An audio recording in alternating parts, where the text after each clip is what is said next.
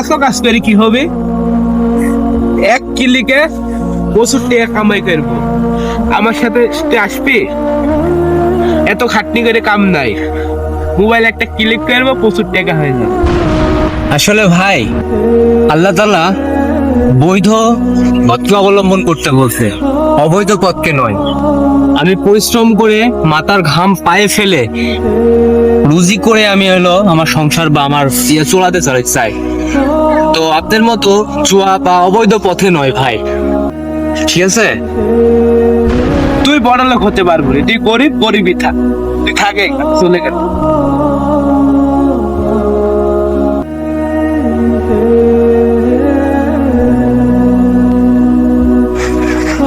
অসৎ পথে বড় লোক হওয়ার চেয়ে গরিব হয়ে থাকাই ভালো।